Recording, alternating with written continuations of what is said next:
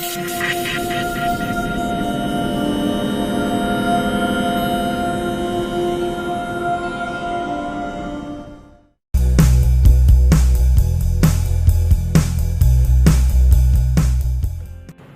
pagi mitra NASA dimanapun berada. Pada kesempatan pagi hari ini kami akan bercerita bertemakan yaitu tentang peternakan. Secara umum memang dalam budidaya peternakan ada yang namanya target utama yaitu produktivitas ternak. Apabila kita lihat dari produktivitas ternak, ternyata ada faktor-faktor yang berpengaruh. Faktor penting yang berpengaruh hanya ada dua faktor, yaitu ada dari genetik dan ada dari lingkungan. Bahkan dari genetik ini atau bibit itu pengaruhnya sampai dengan 30%. Dan sisanya atau 70%-nya adalah dari sisi lingkungannya.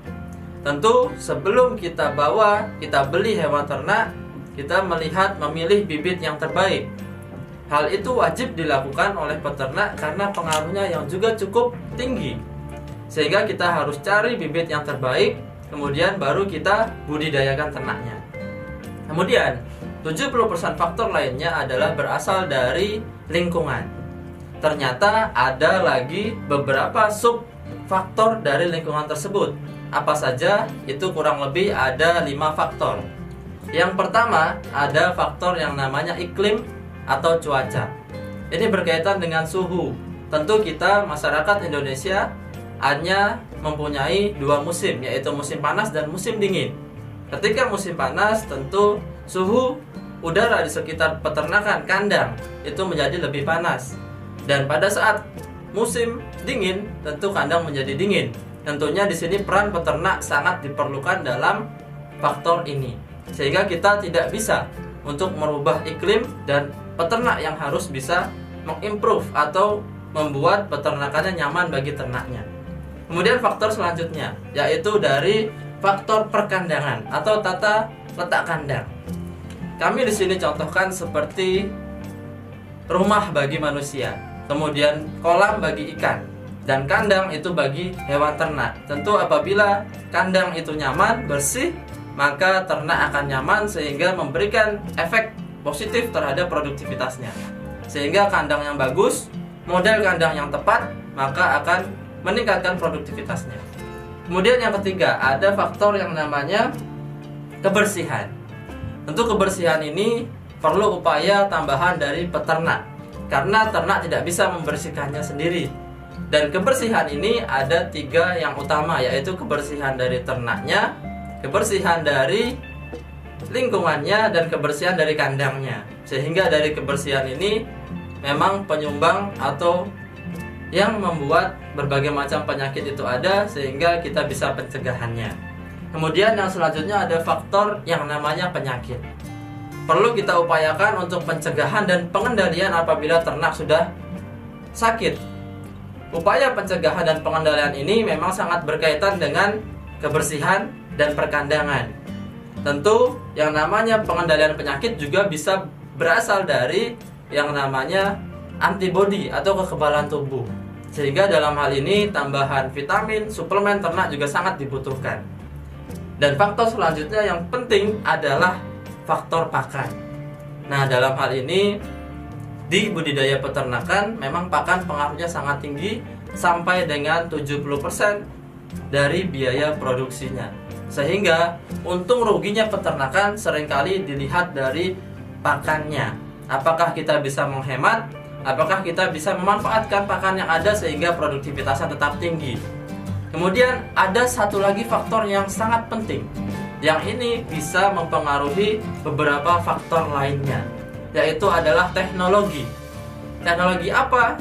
Teknologi yang kami ciptakan adalah teknologi NASA, yaitu teknologi yang dapat mempengaruhi dari segi faktor produksi. Apa saja? Yaitu pertama dari pakan. Dengan NASA, kita bisa lihat di berbagai wilayah tempat ternyata bisa yang namanya menghemat pakan. Artinya, dengan penghematan ini keuntungan bisa menjadi lebih tinggi. Kemudian bukan hanya menghemat pakan, tetapi kita bisa menggunakan pakan yang sederhana, tidak terlalu mahal, tidak juga terlalu murah, cukup yang sederhana tetapi ternaknya produktivitasnya juga baik. Kemudian yang kedua, bukan hanya dari pakan, ternyata juga bisa pengaruhnya dari penyakit. Karena apa? Karena yang namanya POC-NASA dan hormonik ini juga ada di dalamnya mengandung mineral dan vitamin. Tentu mineral kita tahu juga bisa membantu menambah nafsu makan dan mengaktifkan enzim-enzim dalam pencernaan. Sehingga bukan saja dia mengandung mineral dan vitamin, tetapi efeknya dia akan makannya menjadi lebih banyak, lebih sehat, dan dengan adanya vitamin bisa menjaga kekebalan tubuh, meningkatkan kekebalan tubuh sehingga penyakit yang masuk itu bisa dilawan. Kemudian yang ketiga adalah faktor dari kebersihan. Tentu kalau kita tahu bahwa kandang yang kotor, kandang yang basah, kandang yang lembab akan menjadi sumber penyakit. Tentu setelah kita menggunakan produk NASA, teknologi NASA, ini bisa kita tekan dengan cara meningkatkan penyerapan pakannya tadi. Sehingga yang keluar menjadi kotoran itu hanya sisa-sisa yang betul-betul tidak bisa dicerna oleh ternak. Sehingga kotoran tersebut sudah sangat hilang yang namanya unsur amonia.